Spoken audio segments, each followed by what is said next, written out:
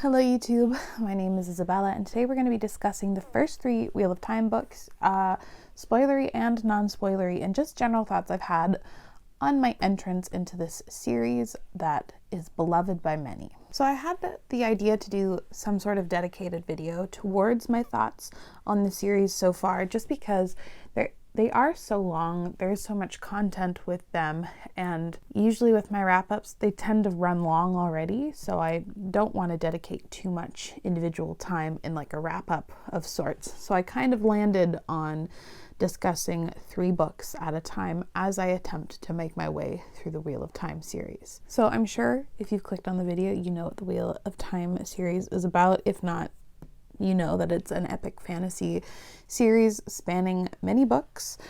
I believe, if I am correct, it is the longest written fantasy series in terms of word count, at least in English, that I know of. But then I think Sanderson is probably going to overtake that at some point of time with Stormlight. And at its core, it is a chosen one story, and people choosing to fight up against like a big bad that has come to wreak havoc and all that good stuff. For someone who's read 3 books in this series, you'd think I would know more about the series overall, but I'm so deathly afraid of spoilers and whatnot that I have avoided pretty much everyone's video content about it.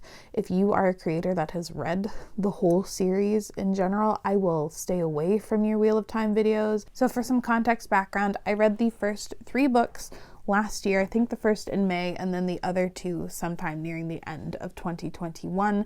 And overall, it has been a mixed bag, to say the least. I know if you're a Wheel of Time stan, it might be a little difficult to hear someone not love it as much, so maybe this video isn't necessarily for you, but I have mixed feelings on the series as a whole. But I would like to make it clear that I would never read 15 books, the longest series ever written, if I didn't have some enjoyment out of it and didn't feel like I'm gaining something from it. I have a couple of reasons of why I want to finish out this series and experience it as a whole. One, I am somewhat of a completionist and I am very stubborn, hence the name. And when there's stuff like this that is talked of so highly, especially in the fantasy community, the community I'm the most invested in, I am curious and I want to know what this series has to offer. And if I get through the whole series and say that was a waste of time, well, it was my waste of time.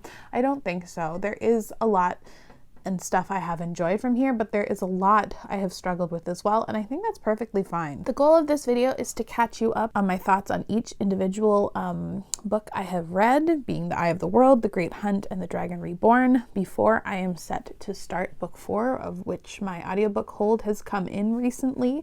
Spoiler alert, I have started it briefly, but that's because I have 14 days to get through a 41-hour audiobook, so it's high time I get cracking on the audiobook and high time I get cracking on this video. I've been putting it off for so long. I am going to talk briefly about my thoughts on the show at the end of the video, but I haven't actually finished it yet. I'm planning to finish it out in the next few days, so I'm just going to add a clip of me in at the very end, because that was my motivating factor into finally getting started on the series, was that the show was coming out. And I think there are some pluses that the show has that the books don't. Obviously, there are pluses that the books have that the show doesn't. Also, if you're interested on a quite bitter rant on book 1, I do have a video of which I filmed a review when I had just finished the first book, and I was very bitter at the end of the first book, and I'm going to touch on why briefly here, but if you want to hear me being a lot saltier, then I will have that also linked down below. Also, I decided to change my setup today. I just felt like I'm tired of staring at the same setup, and it feels a bit more comfortable, a bit easier to be chatty when I have my desk with me and I can place everything the way I want. Anyway, this is going to be an incredibly rambly video. Hopefully I am able to cut myself off at a decent time. So when I finished the first Wheel of Time book, I was disappointed and a little bitter, to say the least. I don't know what I necessarily was expecting, but there were a couple of factors in the series that I was not anticipating, and it did really lower my enjoyment of it. In retrospect, I am not as mad about those things as what I was when I first finished the series, and there's a couple key reasons as to why. And for the most part, with book one, I read most of it and then also had the audiobook to kind of supplement at certain points in time, and I found it a very frustrating reading experience, but I noticed when I listened to the audiobook, it went by better. So then I have made the decision to switch entirely to the audiobooks for the rest of the series unless something drastic changes. I don't know exactly what I was expecting from the series, but I am someone who reads majority of my fantasy is modern fantasy, is stuff that is being published, if not exactly right in like the 2015 and up, it is mostly very modern. So I was not particularly used to the way fantasy was written in the 90s, and I know the series does climb into the 2000s as it was being published, but this is a very specific sort of fantasy, and the writing style specifically is what I struggled with, but it is something I just have to have my expectations adjusted to a little bit. Now, being 3 books into the series, I'm a lot more used to it. Do I love Robert Jordan's writing style? No, I don't think I ever will. There are legitimate complaints I have. You know what? I'm just going to talk about them now. I'm going to talk about my feelings overall with the series, and then we'll break into, I guess, the book. We're jumping all over the place. I do not have a concrete plan with this video. Anyway, I do not love Robert Jordan's writing style. I have finally keyed in with why I dislike it so much, and it is because he is so just generally struggled with the execution of the overall story. I found for the amount of the events that happen, there was a lot of wasted time or filler.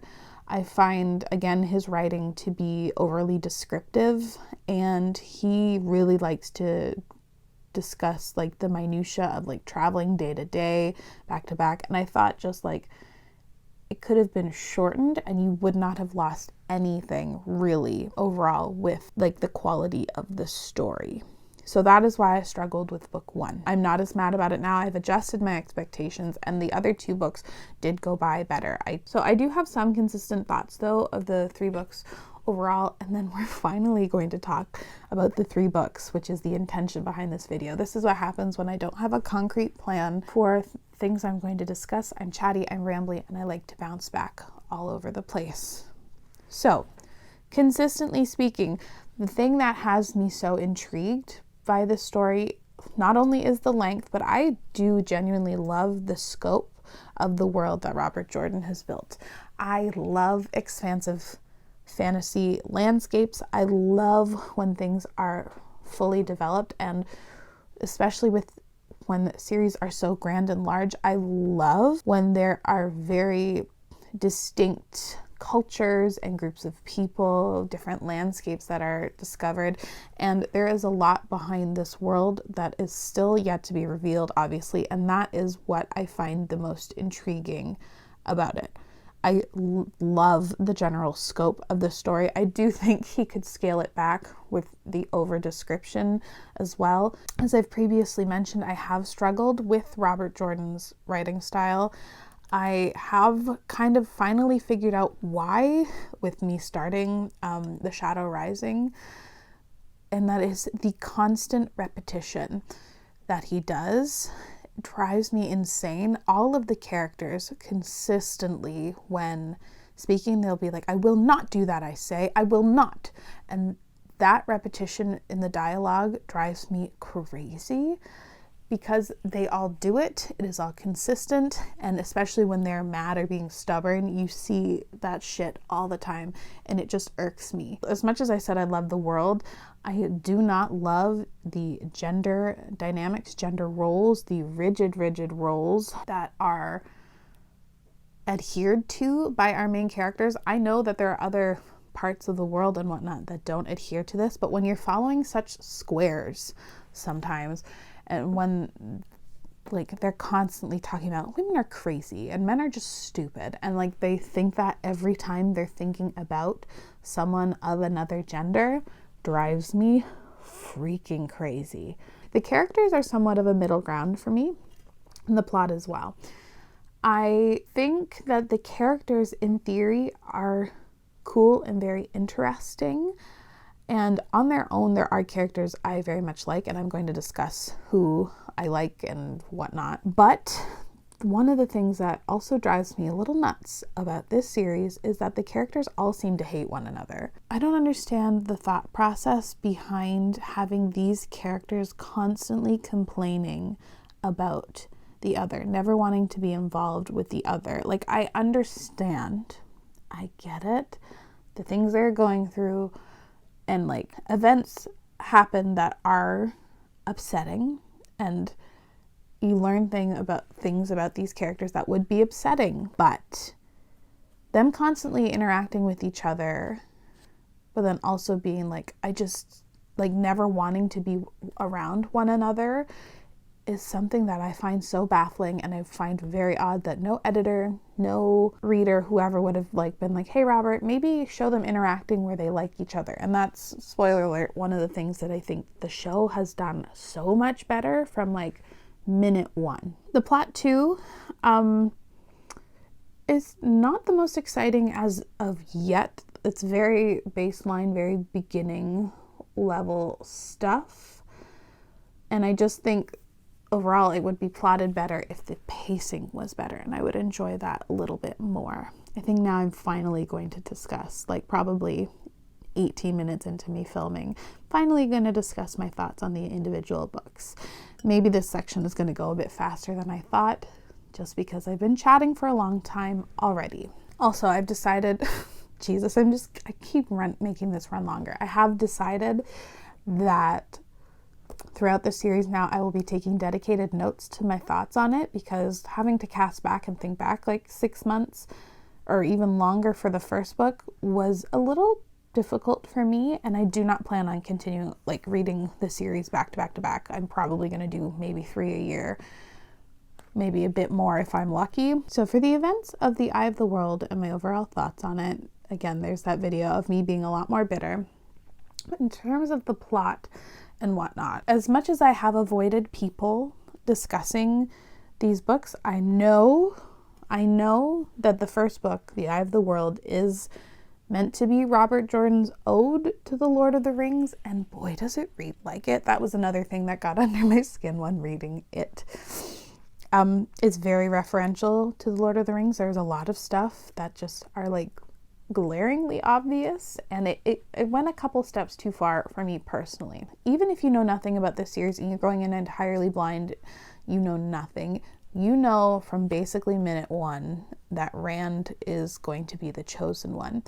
And so the way that this book is written, I guess it's supposed to be a mystery to these characters who the Dragon Reborn is, but from like a reader and the audience's perspective, it is so glaringly obvious that it kind of takes the fun out a little bit. Either Robert Jordan needed to reveal it faster, or even make it more obvious that the other characters know, and then Rand just doesn't understand that he is the Dragon Reborn, or actually balance out perspectives. I think that would have made the book a little bit more successful. I was reading the Wikipedia page or like the fan wiki to kind of remind myself of the events of the first one, and I saw something like 72% or something like that is told through Rand's perspective. And I know this obviously changes throughout the series, but like obviously he's going to be the chosen one. He's our Dragon Reborn. So a lot of that mystery was annoying. At the beginning of the series, there were characters I definitely liked and ones I really, really, really disliked. I'm very interested to see and track how I feel about each individual character throughout each volume of the series, so that's something I'm very excited to see. Of the characters I really, really like that we get, I really like Perrin, Egwene, Loyal, and Lan. In terms of like gray area characters, we had, for me, Moraine is one that I really, in theory, like, but she doesn't get enough screen time, and she's very guarded which just gets very irritating, like with her intentions and stuff. So as much as I like her and her plot lines and stuff, I find her slightly frustrating. Nynaeve as well is one I find in the gray area because I do like her, but she is also a frustrating character to get behind. In terms of the characters I really dislike, it's gotta be Rand. I think I've heard someone say Rand the Bland, and yeah, he's a pretty self-insert character so far. He's quite bland, and especially in the first book I found him to be so bland. And Matt, I was ready to choke Matt by the end of the first book. Ironically, I like him more now, but by the end of book 1 I was ready to throttle him. Could not stand him. There is an awful lot of traveling, walking, on the move, and I've just now figured out that this is a part and parcel with the series, and I have to make my peace with it. My only other takeaway that I distinctly remember is that I thought Robert Jordan should be jailed for the amount of names that he uses that are so similar, like Elaine and Egwene. This man is just asking, was just, oh my god, some of those choices are just wild. Why not just change their names ever so differently, especially because they are both interested in Rand. Book 1, obviously, I struggled with a lot. Book 2, I think, went the best of these 3 books. It's the one I liked the most. I think I gave it 3.5 stars total. Although we did start off with a big no-no for me, and that is when characters find a thing that is very important and it immediately is stolen. It's shocking that I like this one so much because the plot revolves around them trying to find the magical horn, which was it's just irritating. I did like this one because it hints towards a way different history to the world that you initially thought. You might think this is like your standard medieval-esque fantasy or just very standard like European, but then we learn that the world itself has a history of like more magic. We learn that there is like not a kind of a multiverse, or there are other worlds that have experienced like the same events. This is a multiverse, right? Is that the proper term? Similar events, but have like died out because of it. So when they're traveling through, it's not the Waygates, is it? Is the portal stones? See, this is why certain things are fuzzy. But when like, just had to remind myself who went on that portal stone journey, and it's Rand, Loyal, and one other guy that I don't particularly care about, even though it's following an annoying plot with them trying to track down something. I found that very interesting, and I think that is one of the things that really intrigued me about this overall world, and that there's a lot more history to discover, and overall did make me excited about learning more. I did find Celine as a character who is introduced to us. That stuff was just super annoying, and I'm putting it on the record now. If she does not end up being a bad guy, I will purchase the entire series, no questions asked. Honestly, at this point, it would be more surprising if she was a good guy, like acting of her own accord, because again, another thing I struggle with Robert Jordan's writing is that he is not subtle. If he wants to get something across to you, he is going to bash you over the head with it, saying it in like 50 million different ways, and then still try and like will still repeat himself. So if she's not bad, honestly, that will melt my brain and I'll be impressed. And you know what? Hats off to you, Robert, if that's true. I did overall, I think, like some of the character growth. There was some acceptance overall over abilities, and things have changed. I actually found myself enjoying the most the Aes Sedai White Tower plot lines, because also them as a group are very interesting to me. I like learning about the magic, how they govern themselves, and how it's always interesting when magic is a thing that is both feared and admired, or when people are treated as outcasts, but are also necessary for like the survival of the world. It literally just occurred to me, and is one of the things that I found so intriguing about, I don't say this lightly either, but the 5th season, the Broken Earth trilogy by N.K. Jemisin, there's a very similar structure with the world, about how, like, who helps keep this world safe, but is also simultaneously hated for doing so. They're also hella corrupt and stuff. And that stuff explored is so interesting, and it's, I guess it has a similar reason as to why I like the Aes Sedai a lot, and learning about them, learning about how they control their magic. Felt like there was a lot of forward momentum for that plot, and not just like aimless walking, which sometimes I feel like happens. I did find the climactic end a little bit A, convenient, and B, similar to the first one. Towards the end, Rand battles the big bad in whatever form again, defeats him again. But I guess the thing that changes is that he now kind of, I think, accepts his fate more. But like, it's a similar ending in terms of like, there's a general big fight towards the end. And got on my nerves when we move on into the Dragon Reborn, which, you know what? Great transition. When reading this one, I was struck by the fact that Rand isn't in the book, and is maybe why I enjoyed it the way I did. This one I think got a 3-star overall, because as much as I was happy that Rand wasn't in it, I found a lot of the plot points to be very similar to book 2, and then that got on my nerves. It felt like retreads of both books 1 and 2, and it just felt a wee bit pointless at times. I did find Matt less annoying.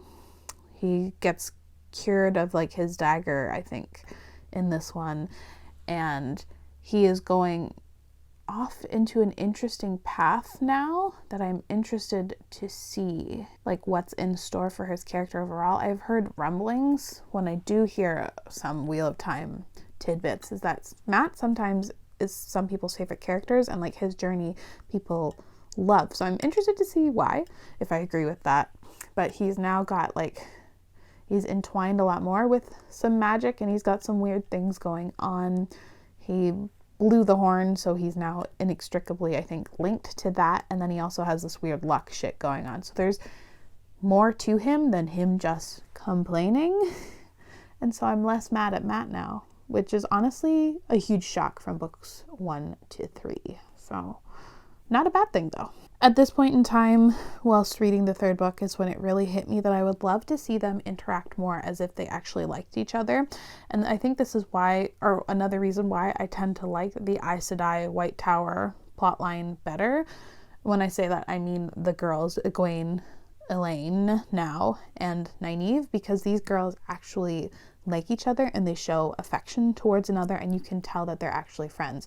But then when you hear about Matt, Rand, and Perrin, when they're thinking about each other, if they're not thinking that, oh, this person is so much better with the girls, they're actively kind of like cursing them and getting irritated that they're in these circumstances, and it's Matt a lot is blaming Rand for being in this situation. They never ever feel like friends or someone that they care about each other, and I just think that's such a missed opportunity. And I'm well aware that like Rand having the power and the title of being like the Dragon Reborn is a very loaded thing, and him being able to channel is very fearful. But if it's like your friend, maybe I don't know, it's wild that they actively seem to hate each other rather than we're supposed to assume they still love each other. Anyway, this book is the one I think I had the biggest issue with the ending overall. Comes across as very convenient. Everyone pretty much ends up in the same place again.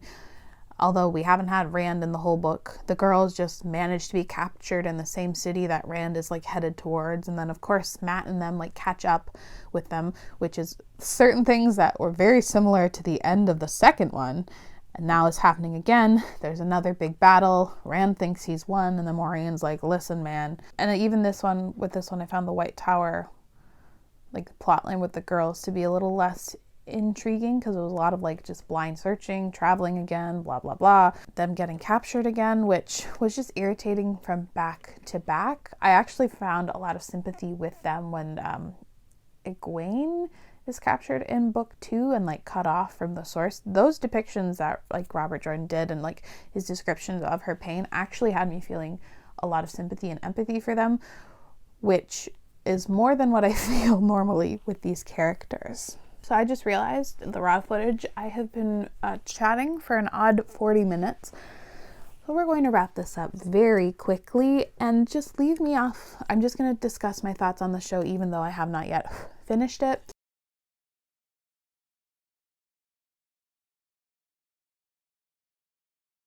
So if you stuck with me, first of all, thank you. Let me know down in the comments below your thoughts on the series overall, spoiler free, or if you have any sort of spoilery thoughts specifically only regarding the first 3 books. I would love to discuss that. Hopefully, if you're a fan of the series, you don't absolutely hate me. I tried to be as balanced as I could and not as negative as I was in the first video, because my thoughts have evolved throughout reading 3 books, which is good. This is obviously not like an absolute all-time favorite series for me. Probably won't be even when I finish it, but I am excited to continue, and I need to get cracking on it because, again, it's a 41-hour audiobook. I had no idea this book was 940 pages when I picked it for my TBR, and I am panicking a little bit. But anyway, thank you so much for watching. I really appreciate it, and I'll see you again very soon. Bye.